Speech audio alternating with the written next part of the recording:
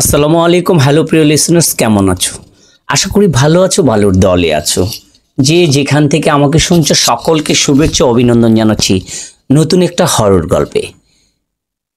প্রতিনিয়ত তোমাদেরকে আমি ভৌতিক গল্প উপহার দিয়ে থাকি কেবল তোমাদের আনন্দের জন্য।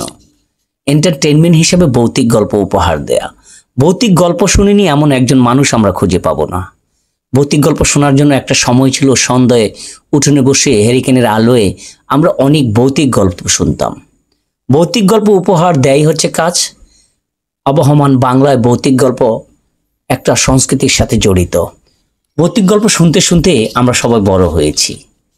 তাই বলে ভৌতিক গল্প উপহার দেই বলে মিথ্যা কুসংস্কারকে কখনো আমরা বিশ্বাস করি না।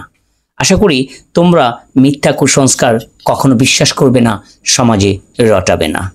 আজকের ভৌতিক গল্প, গ্রামের নাম তালবন। গল্প পাচ্ছে আমি বাদরুর রায়হান আছি তোমাদের সঙ্গে। শব্দ সাউন্ড এডিটিং তাহমিনুর রায়হান মিম, পোস্টার ডিজাইনে আরিফিন রায়হান অনন্ত। বন্ধুরা, গল্পে যাওয়ার আগে এটাই তোমাদের কাছে অনুরোধ থাকলো, যারা চ্যানেলটা সাবস্ক্রাইব করনি সাবস্ক্রাইব করে সঙ্গে থাকবে। তো আমরা গল্পে ফিরে যাই। বিকেল গড়িয়ে সন্ধ্যা নেমেছে তালবন আকাশে। গ্রামের মেঠো পথ ধরে এক যুবক এগিয়ে যাচ্ছে। তার কাঁধে ঝুলন্ত এক ভারী ব্যাগ, চোখে জল জল করছে কৌতূহল দীপ্তি। তার নাম রাশেদ। ঢাকা বিশ্ববিদ্যালয়ের লোক ও সাংস্কৃতিক বিভাগের গবেষক এবং বাংলার গ্রামীণ ভূতের গল্প, লোককথা, মৌলিক বিশ্বাস এইসব নিয়ে তার পড়াশোনা। তালবন নামটা সে প্রথমে শোনে এক পুরো পত্রিকায়। সেখানে লেখা ছিল, তালবনের গল্প কেউ লেখে না, কারণ যারা লেখে তারা আর লিখতে পারে না। কৌতূহল এবং ভয়, এই দুই মিশ্রণে সে চলে এসেছে তালবনে। গ্রামে ঢুকেই সে চোখে পুরনো কাঠের বোর্ড। রাশেদ হেসে ওঠে। লোক দেখানো কুসংস্কার। গাছে হঠাৎ ডাল ভেঙে পড়ে। এটি একটি শুকনা ডাল। সে চমকে ওঠে, যেন কেউ সতর্ক করে দিল তাকে। তালবন গড়গুলো পুরনো হলেও বেশ গুছানো। খড়ের চাল, মাটির দেয়াল। একটা বাড়িতে থাকা ব্যবস্থা করেছে স্থানীয় মাতাব্বর সাহেব। বাড়িটা একপাশে তাল গাছে সারি, আরেক পাশে পুকুর। বাড়ির মালিক রহিম চাচা বৃদ্ধ মানুষ, তার চোখে যেন সময় জমে আছে। রাশেদ দেখে। তিনি বলেন, আপনি বুঝি শহর থেকে এসেছেন? জি, গবেষণার জন্য এসেছি। ভূতের গল্প নিয়ে রহিম চাচা ছোটে অদ্ভুত এক হাসি খেলে যায়। এইসব গল্প কি আর গল্প আছে? চোখ দেখলে লেখার সাহস থাকে না। রাশেদ গা হালকা শিওরে ওঠে। আপনি কি দেখেছেন? বলতে নেই বাবা, বললে জাগে, আর একেবারে জাগলে ফেরায় কে?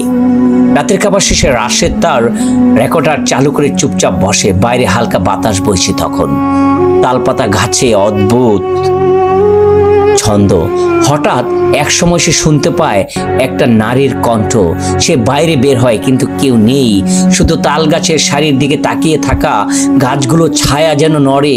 একসঙ্গে চাঁদের আলোয় গাছগুলোর দিকে কুয়াশার মতো কিছু ঘুরপাক খাচ্ছে। এভাবেই চলে যায় কয়েকটা দিন। রাতের খাবার শেষে তালপাতা আর ছায়া ধীরে ধীরে পাটাতনের মতো ওপরের গাছে ছড়িয়ে দিচ্ছে। দূরে শোনা যাচ্ছিল নিশুতি গ্রামের কুকুরের অদ্ভুত কান্নার শব্দ। রাশেদ রেকর্ড বন্ধ করে সে বসে রইল বারান্দায়। হঠাৎ দরজা টোকা ঠক ঠক করে উঠল। রাশেদ উঠে দরজা খুলতেই দেখেন রহিম চাচা দাঁড়িয়ে আছেন, হাতে কুপি নিয়ে। ঘুমানি এখনো? সে ঘুমায়নি। না চাচা, ঘুম আসছে না? জিজ্ঞাসা করলো। উত্তর দিল রাশেদ। জায়গাটা অদ্ভুত লাগে, আপনি বুঝতে পারছেন না? রহিম চাচা একটু হাসলেন, যেন অনেক কিছু জানেন কিন্তু বলা নিষেধ। চলেন একটু বসি। আপনি যদি সাহসী হন তাহলে আজকের একটা পুরনো কথাই শোনাই। রাশেদ কৌতূহলী হয়ে উঠল। দরজার পাশে চেয়ার টেনে বসে পড়ল। কুপি আলোয় রহিম চাচা মুখটা অদ্ভুত লাগছিল, যেন 100 বছর আগের কোনো গ্রামের চিত্র। রহিম চাচা শুরু করলেন।